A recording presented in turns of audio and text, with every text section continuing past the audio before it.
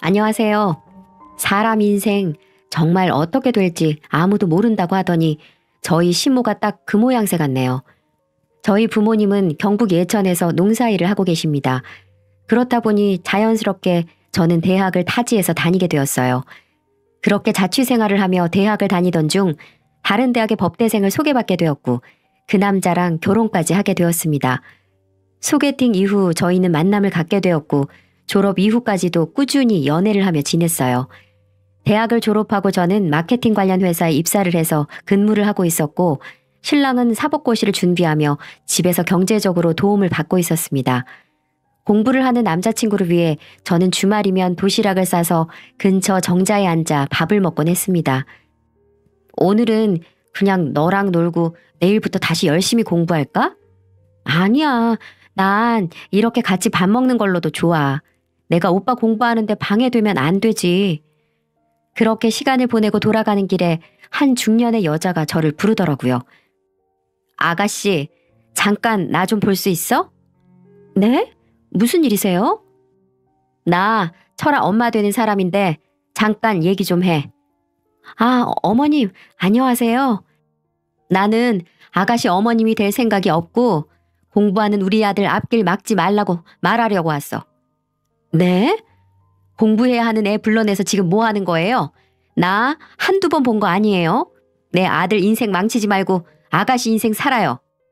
그렇게 시모와의 악연은 첫 만남부터였습니다. 그때 제가 헤어졌어야 했는데 저도 오래 만나다 보니 이런 일로 쉽사리 헤어질 수가 없더라고요. 연애를 한 시간이 아까웠고 이만한 사람이 또 없다는 어리숙한 마음 때문이었죠. 그 일이 있고 몇 달이 채 지나지 않아 저는 임신을 하게 되었어요. 피임을 안 한 적이 없는데 갑작스런 임신에 저는 놀라서 눈물만 뚝뚝 흘리고 있었고 신랑은 본인 책임이라고 하며 가장으로서 책임을 질 테니 믿어달라고 했습니다. 결국 하룻밤의 실수로 예상보다 빠른 결혼을 하게 되었어요. 상견례를 하는 날도 시모가 판검사 될 아들 앞길 막는다. 네가 정말 잘해야 한다. 애 핑계대고 우리 아들 앞길 막을 생각 하지도 마라. 너는 정말 복 받은 거다. 등등 저희 부모님이 듣기에 기분 나쁜 소리를 하는 바람에 한 번 파투가 나기도 했습니다. 이후 신랑이 저희 부모님께 가서 몇 날 며칠을 무릎을 꿇고 싹싹 빌어서 저희는 결혼을 하게 되었죠. 저희 부모님은 저보고 기죽지 말라고 하며 수도권에 전세를 두고 있던 집을 저희에게 내어주었습니다. 명의를 내어준 건 아니지만 저희는 당장 급하게 들어가서 살 수 있는 집이 있다는 것에 감사하고 있었죠. 해가 점점 불러오기 전에 결혼을 해야 해서 번개불에 콩 볶듯 결혼을 해서 그 과정에서의 다툼은 잘 생각도 안 나네요. 제가 결혼 자금으로 모아둔 돈이 있기는 했지만 입사 2년 만에 결혼을 하게 되어서 그 금액이 크지는 않았어요.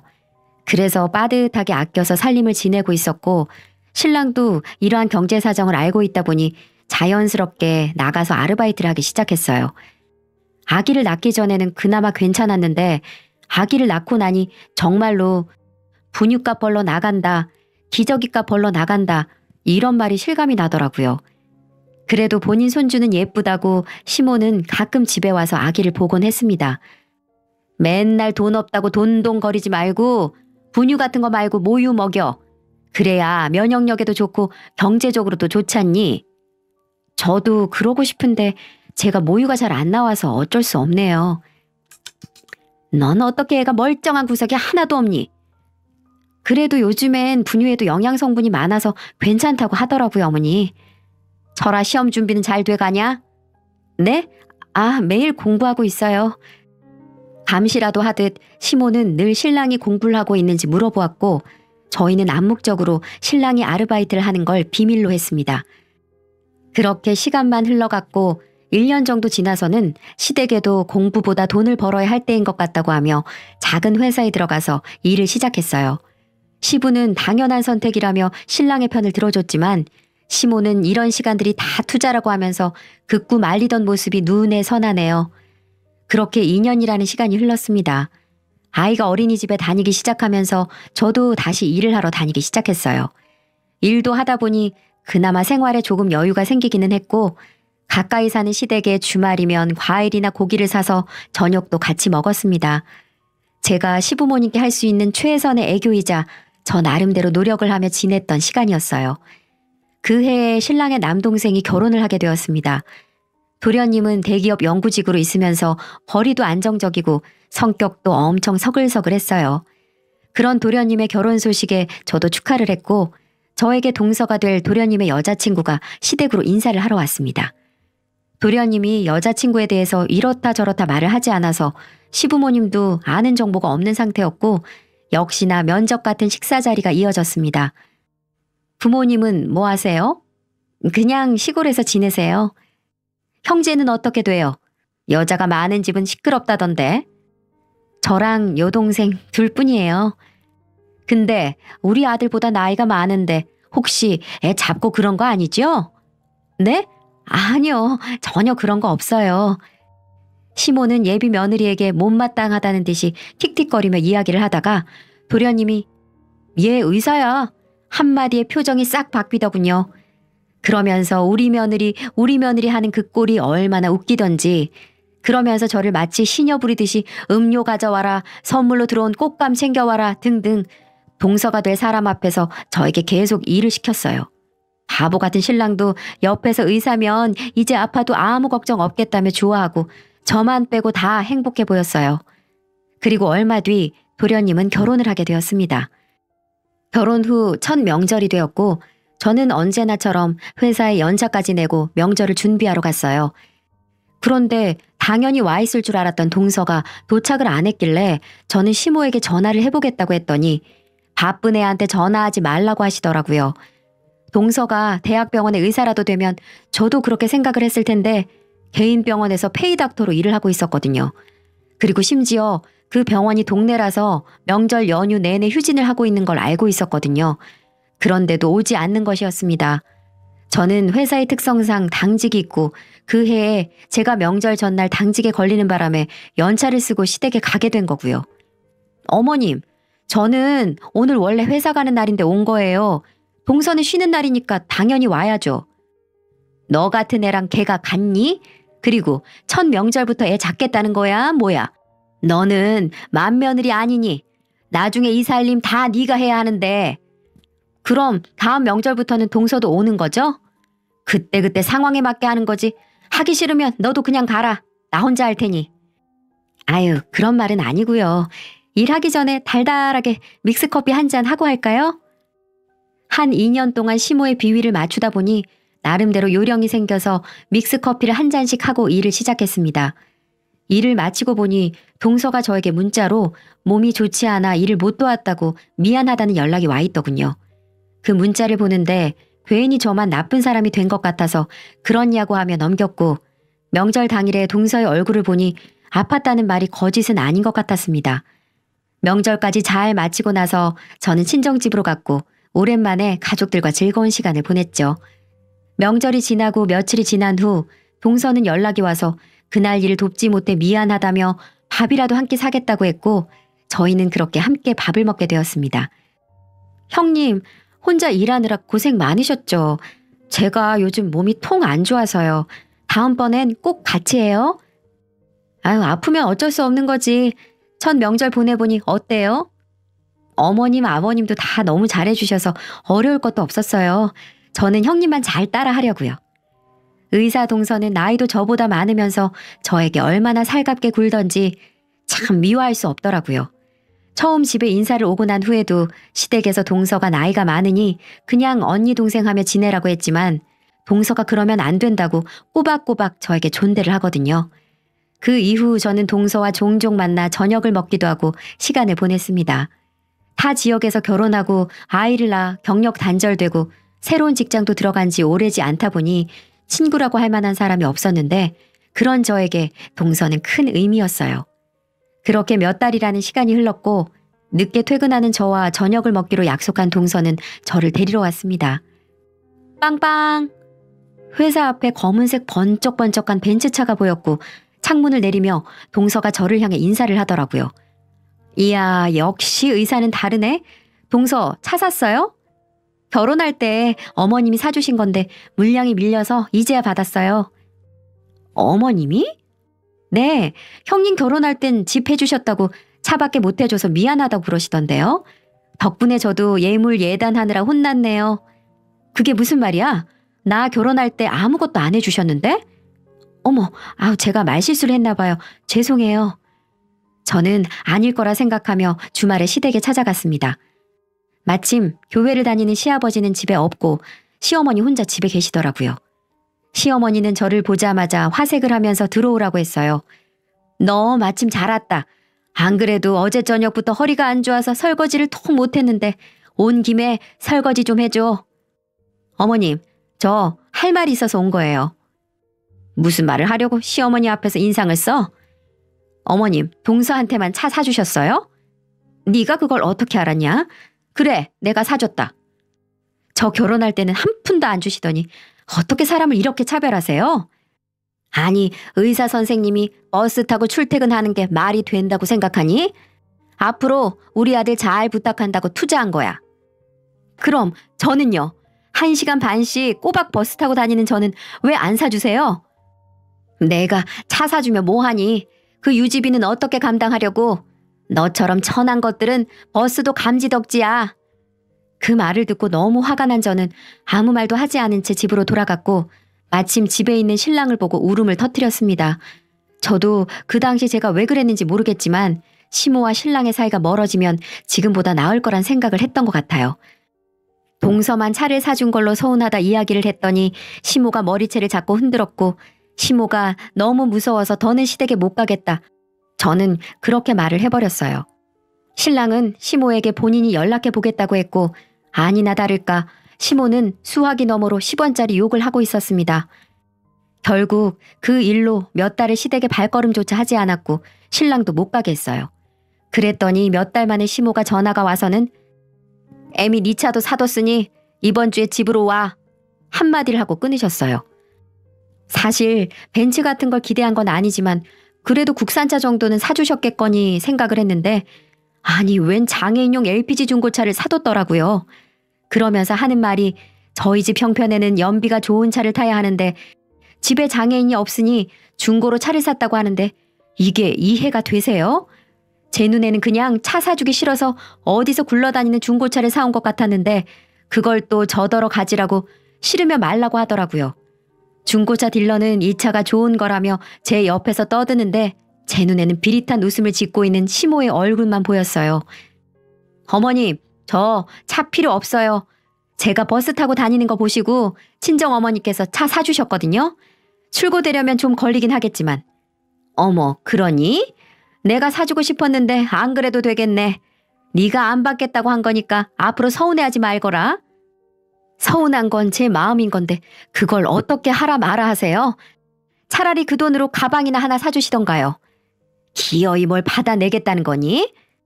그럼요. 저도 엄연히 이 집 며느리인데 대우는 해주셔야죠. 이복녀 며느리가 제대로 된 가방 하나 없이 다니면 사람들이 흉봐요, 어머니. 시모는 부들부들거리면서 그깟 가방 비싸봤자 이 차보다 비싸겠냐고 하면서 결국 백화점으로 가서 저에게 700만 원짜리 샤넬백을 사주셨습니다. 중고차가 600만 원이었는데 가방이 700만 원이니 차보다 비싼 가방을 산 거죠. 아, 그리고 차 가격만 봐도 아시겠죠? 연식이 얼마나 오래된 차를 가져온 건지. 시모는 거의 개거품을 물 기세였고 옆에 따라온 신랑도 저를 보며 너무하는 것 아니냐고 했지만 동서보다 못한 취급받는 게 그럼 당연한 거야? 하고 말을 하니 입이 쏙 들어가더라고요. 그리고 얼마 뒤 저는 친정 부모님이 사주신 그랜저 차량을 타고 시댁에 가게 되었습니다. 시모는 제 차를 보더니 아반떼를 타고 다니는 신랑의 차보다 크고 좋으니까 둘이 차를 바꿔 타라고 하기 시작하더라고요. 차를 자랑하러 갔다가 되려 차를 뺏길 위기였어요. 너 만나느라 얘 사법고시도 떨어지고 돈 버느라 일하는데 딱하지도 않니? 그리고 원래 큰 차는 남자가 타는 거야. 장거리 운전할 땐 신랑이 해요. 그런 거 말고 출퇴근할 때도 다른 사람들이 보는 시선이 있잖니. 얘가 이렇게 살고 있을 얘가 아닌데 네가 몸을 함부로 굴려서 지금 이렇게 된 거 아니냐. 그러니까 보답하는 마음으로 차도 바꾸고 사돈한테 집 명의도 이제 그만 달라고 해라. 제가 몸을 함부로 굴려요? 저는 그 자리에서 바로 신랑의 뺨을 있는 힘껏 때렸습니다. 너무 화가 나서 눈에 있는 실핏줄이 다 터질 것 같았거든요. 신랑은 아무 말도 못하고 시모는 그 모습을 보자마자 제 뺨을 때리고 머리채를 휘어잡고 흔들기 시작했고 신랑은 그런 시모를 향해 무릎을 꿇고 하지 말라며 말렸어요. 시모는 허탈하다는 듯이 땅바닥에 주저앉았고 신랑이 그제야 시모에게 그동안의 비밀을 이야기했습니다. 고등학교 내신 점수에 맞게 아무 4년제 법대에 원서를 넣었고 운이 좋게 합격을 한 신랑은 대학교에서 수업을 따라가기 힘들었다고 합니다. 그러면서도 법대라는 타이틀 때문에 시부모는 판사가 될 거다, 검사가 될 거다 그런 말이 많았고 신랑은 어쩔 수 없이 계속 공부를 하는 척 했대요. 대학을 졸업하고 난 이후에도 시모는 경제적 지원을 아끼지 않았고 그 모든 걸 회피하고 싶었던 신랑은 결국 계획적으로 저를 임신시켰어요. 아기 출산 이후 저는 신랑에게 계속 공부할 것을 권했고 신랑은 그제야 모든 걸 털어놨어요. 차라리 아르바이트나 하는 지금의 생활이 더 좋다고 하면서요. 시댁에는 신랑이 공부를 하고 있다고는 했지만 사실은 결혼 이후 신랑이 공부를 한 적은 없었고 저는 이 사실을 시댁에 이야기를 하라고 했어요. 제가 신랑의 앞길을 막은 게 아니고 오히려 제가 피해자니까요. 정말 아이만 없었으면 당장이라도 이혼을 하려고 했습니다. 근데 이 이야기를 신랑이 시댁에 말을 했다고 저에게 거짓말을 했더군요. 결국 저만 신랑 앞길 막은 여자가 되어 있었네요. 잠시 머뭇거리던 시모는 다시 저를 향해 거짓말하지 말라고 하며 소리를 쳤습니다. 신랑은 시모를 향해 미안하다고 이야기를 하고 제 손을 잡고 집으로 갔어요. 당연한 이야기지만 집에 가서 신랑이랑 정말 대판 싸웠네요. 신랑은 그 자리에서 왜 옛날 이야기를 꺼내느냐며 화를 냈고 저는 와이프가 몸 함부로 굴린다는 소리를 듣고 가만히 있는 당신이 이상한 거라며 되려 큰 소리를 쳤죠. 신랑은 저를 보고 시댁이랑 잘해볼 생각이 아예 없는 사람 같다고 말하며 집을 나가버렸습니다. 답답한 저는 동서를 만나 하소연을 했고 그래도 같은 여자라고 동서는 제 편을 들어주더라고요. 형님, 근데 웃긴 게 뭔 줄 아세요? 어머님이 사주신 그 차요. 할부금을 글쎄 신랑이 내고 있었어요. 그게 무슨 말이야 동서? 어머님이 다달이 신랑한테 할부금 보낸다고 했는데 몇 달 보내고 그 이후로 돈을 안 보낸대요. 아우 진짜. 그렇게 몇 달 내놓고 결혼할 때 저한테 그렇게 많이 뜯어가신 건가 좀 배신감 들기도 해요. 미안해 동서. 와 어머님 참 한결같으시네. 다행히 경제적으로 여유가 있는 동서네는 차 할부금을 내고 있다고 했습니다. 시모가 처음 동서가 들어올 때 경제적으로 시댁에 지원을 많이 해줄 거라 생각했는데 뭐 저희랑 용돈도 같은 금액을 드리고 뭔가 할 때마다 똑부러지게 일을 처리해버리니까 마음에 안 들었는지 할부금을 아예 안 내기 시작했다고 하더라고요. 특히 도련님은 성격이 신랑처럼 우유부단하지 못해서 그런 부분이 칼이고 동서를 잘 싸고 도니까 뭐라고 할 틈도 없었을 거예요. 결국 어리숙한 신랑이랑 결혼한 저한테만 계속 괴롭히고 있었던 거죠. 신랑은 그렇게 집을 나갔고 4일 만에 집으로 돌아왔습니다. 아이도 아빠를 찾고 저도 걱정이 되어서 끈질기게 연락을 했어요. 시모에게 가서 사과를 하라는 조건으로 신랑은 집으로 돌아왔고 저는 어쩔 수 없이 시모를 찾아가 사과를 했습니다. 그래도 부모가 보는 앞에서 자식을 때린 건 제가 생각해도 너무 우발적이었거든요. 시모도 큰일을 겪어서 그런지 저에게 그동안 미안했다며 사과를 했고 저는 저희 사이의 모든 일이 이대로 끝이 날 거라고 생각을 했어요. 딱 여기까지만요. 한 2년 정도는 무탈하게 잘 지냈던 것 같아요. 적당히 선을 지키면서 그럭저럭 말이죠. 그런데 최근 다시 시모가 저에게 시비를 걸기 시작했고 시모뿐만 아니라 신랑까지도 저를 무시하며 다른 사람처럼 행동을 하더군요. 그 이유도 몰라서 저는 어리둥절할 뿐이었죠. 제가 생각하는 이유라곤 설날을 앞두고 제가 빙판길에 미끄러져서 손목 인대가 늘어나서 반기부스를 하고 있었습니다. 당연히 명절 준비를 할 수 없는 상황이라 시댁에 전화를 했고 시모는 제가 아프니까 제사 준비도 못할 테니 그냥 기성식품을 사서 차례를 지내야겠다고 했어요. 동서가 일을 돕겠다고 했지만 시모는 다 같이 하는 게 아니면 의미가 없다고 하면서 계속 업체 주문을 하겠다고 했고 정말로 차례 음식을 사서 지냈어요. 이후부터 무슨 일만 생기면 제사를 안 지내서 그렇다느니 저를 트집 잡기 시작하더라고요. 여보, 요즘 어머님 제사 이야기 너무 많이 꺼내는 것 같지 않아? 당신이 몸 관리도 못하고 칠칠지 못하게 다니니까 그런 거지. 나 주말에 워크숍 다녀오니까 그런 줄 알아. 회사에 사람도 몇 명 없는데 무슨 워크숍을 한 달에 한 번씩 가? 또 의심한다. 당신은 왜 그렇게 나를 못 믿어서 안달이야? 나도 힘들게 돈 벌어. 알겠어. 조심히 다녀와. 신랑은 거의 매달 워크숍을 갖고 이건 직장 생활을 해본 사람이라면 당연히 이상한 부분이었습니다. 그리고 워크숍을 갈 때마다 다른 직원들이랑 같이 차를 타야 한다고 제 차를 타고 다녔고 블랙박스는 언제나 꺼져 있는 상태였습니다. 블랙박스를 끄고 다닌 걸 안 것도 가벼운 접촉사고가 있었을 때가 있었는데 그 자리에서 합의를 하고 보냈다고 하길래 제가 영상을 보려고 블랙박스를 만져봤을 때 알았어요. 너무 이상하고 수상한 두 사람의 행동에 워크숍을 간다는 그날 차에 작은 녹음기를 하나 넣어두었어요. 워크숍에 다녀온 뒤 신랑은 피곤하다고 하며 바로 잠에 들었고 저는 밖으로 나가 그 녹음기를 재생해 보았습니다. 혹시나 했는데 역시나 신랑은 바람을 피우고 있었어요. 그리고 그보다 더 놀란 건 그 대화 내용 중에 시모에 대한 이야기가 있었기 때문이죠. 어머니 전에 보니까 더덕 좋아하시던데 이번에도 더덕 정식 먹으러 갈까? 좋지. 우리 빨리 결혼하면 좋겠다. 저와 이혼하고 재혼을 계획하는 신랑을 보니 피가 거꾸로 솟는다는 게 어떤 기분인지 잘 알겠더라고요. 그러면서 하는 말이 동서가 병원에서 일을 하니까 폭행 진단서 떼고 저를 가정폭력 사유로 해서 소송을 할 거라고 하더라고요. 위자료를 받아내려고요. 제가 그 인간이랑 살면서 제대로 된 산후조리도 못하고 애 보고 일하고 얼마나 아끼고 바쁘게 살아왔는데 저도 이렇게 당하고 있을 수는 없어서 제 나름대로 증거를 찾으러 다녔습니다. 그 녹음기는 물론이고 신랑 차의 블랙박스 그리고 회사까지 퇴사를 하고 신랑의 뒤를 미행했습니다. 모텔에 들어가는 모습, 나오는 모습 등등 저는 끈질기게 두 사람을 쫓아다닌 끝에 차에서 더러운 짓을 하는 모습까지 카메라에 담았어요.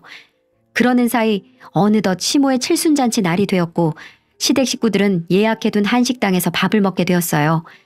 밥을 먹고 동서도 준비해온 선물을 드리고 신랑도 준비해온 상품권과 선물을 드렸죠. 그리고 저는 제가 이날을 위해 준비해온 깜짝 선물을 하나 더 꺼냈고 시모는 반짝이는 눈으로 제가 준비한 커다란 선물 상자를 보고 있었어요. 요즘 유행하는 풍선 선물인데 커다란 상자를 열면 헬륨 풍선이 튀어나오고 그 밑으로 돈이 줄줄이 나오는 그런 이벤트용 선물 상자죠. 시모도 설레는 마음으로 상자를 열었고 그 안에서 나온 풍선은 천장까지 빠른 속도로 올라갔고 돈이 있어야 할 자리에 헐벗은 몸의 신랑과 낯선 여자가 있었습니다. 그리고 맨 밑에 제가 넣어둔 봉투에는 이혼 서류가 들어있었고요. 아무리 참고 지내려고 해도 인간 같지 않은 사람들이랑은 못 지내겠네요. 저 이 사람이랑 이혼할 거고요. 그 여자 찾아가서 상간녀 소송도 하고 양육권 소송도 할 예정이니 각오 단단히 하고 계세요. 아마 잊지 못할 생일 되시겠네요. 저는 그 말을 끝으로 자리를 떠났고 뒤에서는 시모에 찢어지는 듯한 비명소리와 함께 신랑은 사진을 숨기려 여기저기 다니고 있었습니다. 시부는 목을 잡고 쓰러졌고 도련님과 동서는 그런 시부를 데리고 병원으로 가느라 정신이 하나도 없었다고 하더라고요. 나중에 시댁에서는 동서에게 진단서를 안 떼줘서 일이 이렇게 된 거라고 같이 책임을 지자고 했대요. 그 모습에 도련님도 화가 나서 시댁과 아이의 연을 끊었다고 얼마 전에 동서가 이야기를 해주더군요. 저는 남자 보는 눈이 엉망이라 이렇게 되었지만 동서라도 거지 같은 시댁에서 탈출했으니 제 덕을 본 거라고 생각해요. 지금 저는 상간녀 소송과 양육권 소송을 포함해 이것저것 하느라 정신이 하나도 없네요. 변호사 말로는 전부 승소할 가능성이 많아서 특히 위자료를 많이 받는 걸 중점으로 준비하고 있다고 했습니다. 나중에 모든 일이 끝나면 저도 제 이야기를 다시 들어보고자 아직 정리가 되지 않은 상태로 사연을 보내게 되었습니다. 앞으로도 남은 일은 많이 있지만 잘 해결되기를 여러분도 함께 기원해 주세요. 지금까지 제 긴 사연 들어주셔서 감사합니다.